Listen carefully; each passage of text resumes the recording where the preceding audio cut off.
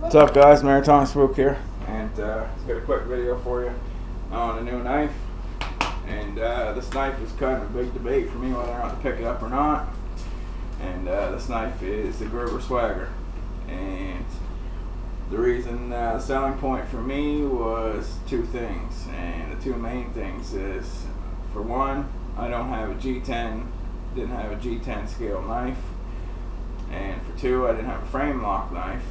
And this has both. This is has G10,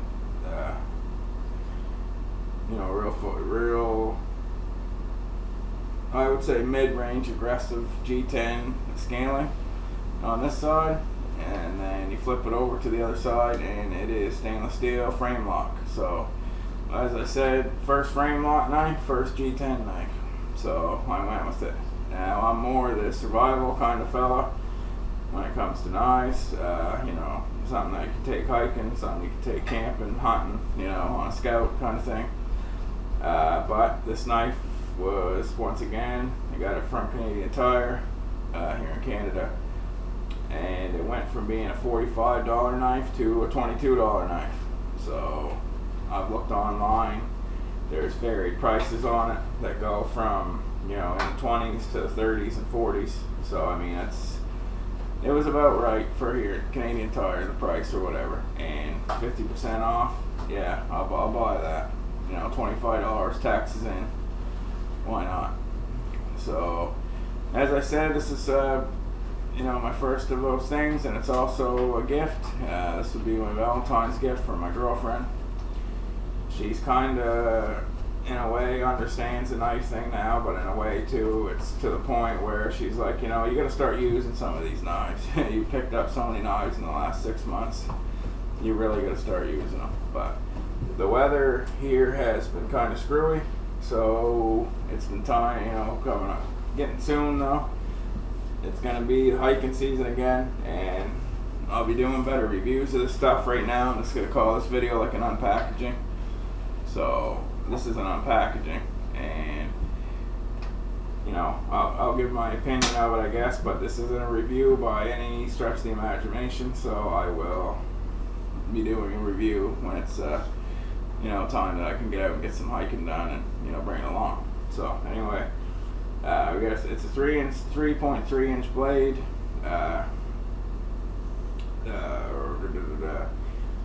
3.3 inch blade. I'm reading this off, guys, because I forgot. I remembered all this now, but now it's on camera. Of course, I would forget it. So it's, but like I said, it's 3.3 inch blade. Overall length 7.5 inches. That's from tip to tip, and it weighs 4.4 ounces. Now you think it would be a lot lighter because of the G10, but the G10's only on this side. You flip it, like as I said, flipping around on this side is the Framelock, and that's stainless steel. Pocket clip, really nice pocket clip. I only had my pants there for a few minutes earlier. It's comfortable, rides in the pocket great. You got the removable pocket clip here, but unfortunately it is it's not reversible, and it's tip down carry only, which doesn't affect me one bit. A lot of people preach about having a tip, you know, be able to have the tip up and all that. I don't care about that. It's not a big thing for me. This is one of the knives that's in the Gerber Tactical series. So as I said before, it's not one of the knives that you know, I usually would go for, but the price is right, and it's a pretty decent knife. It's got some, like I said, the materials it's made of are really, you know, really good material. You got the G10, you know, Framelock. So I mean, it's pretty good. Dual thumb studs on it, ambidextrous for one hand opening. You know, it supposedly says on the site, and on a couple information I've got here, this G10 makes it a lot easier to grip when wet. So that's a good thing. You're out hiking, it's raining out, you need to cut something, or you got to get a shelter out quick, and your main blade, you know, your bigger blade, you don't want to have to whip that out, so you just take this out of your pocket and kind of away you go. Even though this is a tactical knife, I would imagine I'd be using it for things of that nature, you know, setting up camp, doing small camp tasks and things like that. So as I said, it's a drop point. Another cool point on it is it's got the G10 texturing here on the blade itself. It's partially serrated. Some people don't like that. I like the serrations myself. I'm one of the only people on the internet I've heard to do, but I like the serrations. And as I said, it's a good accent there. I'm not sure why they did the G10 texturing on the blade, but for looks, it looks really cool. And I'm sure for grip, if you had to grip the knife at all, like, you know, say like this, that makes it actually really grippy.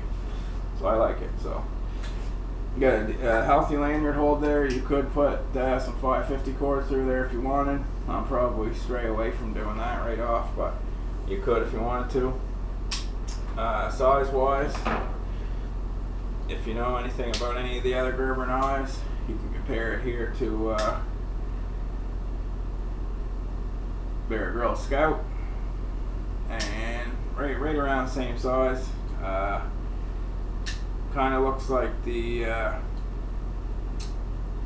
Swagger's maybe a quarter of an inch longer by looking above here. Or if you put it up against Paraframe, right around the same.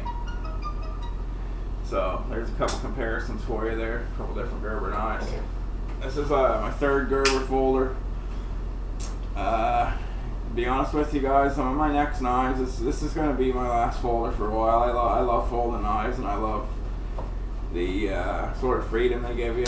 I mean, it's not taking up, you know, it's not taking up a big section of your belt. It's not taking up, sec guys. Fix this up so you can see my ugly mug again here. Like I said, it's not taking up your, over in here. You know, it's not taking up a big chunk of your belt. It's not heavy on you. I mean, that's why I like pocket clip knives in a way, for like quick access. You got it right in your pocket. Pull it out when you need it, put it back when you need it. It's not in the way of everything. So I really like that. But like I said, I've got about 15 of these folding knives now, maybe more if I were to actually sit down and count. Some of them aren't at all as, you know, the knife this is, or some of my other knives, but they're decent. You know, like I said, so my girlfriend had a really good point when she said, you know, you got all these knives, you need to get out and get out and testing them and get out and do some stuff with them before you know, sort of invest more money into them. So she's exactly right, and that's exactly what I'm going to do. But as far as this goes in your hand, I really like it. One thing I really like about it, besides it being a drop point, it's got this jimping at the top here, but not only that, it kind of drops down right here on the top of the blade, and that just gives you a little bit more, you know, a little more grip for cutting, or for, you know, like I said, it's a tactical knife, so if you want to look at it that way, if it was for defense, but that's not at all what I'd be using it for. The Framelock, it's really robust. It's I saw a couple things online where people were complaining about them, but that was early last year, I believe, so hopefully they've done a bit of improvement to some of the stuff on it. But for the price of it, if it was something I didn't want, I'd just take it back, you know, look for something else going along those lines. But as you can see, you're up close here. My camera kind of sucks, so it's the lighting, guys, but there you go. It's got sort of that pattern there, the G10 and the G10, and that helps for the grip too. I really like the grippiness of this knife. I do recommend it for that. If you want something that you don't think it's going to come out of your hand when it's wet, or when when you're needing it, then this would be it, I would say. Another shot of the Framelock. Framelock goes up in right here. You got a little place for your finger, the hole for the Framelock, but usually you just do the one-handed deal. But come out of the box, quite sharp. A lot of people knock Gerber knives for not being that sharp out of the box. This one particular knife was, and so was pretty much every knife I've got from Gerber. Was actually quite sharp. Like I said, you got the quarter serration there, and the rest is the fine point, fine edge, I guess. But no, it's a good knife, guys, and for the price, like I said, I got this with taxes in for $22.50. Or no, it's $26.50 taxes in, $22.50 without tax kind of deal. So no, it's a good knife.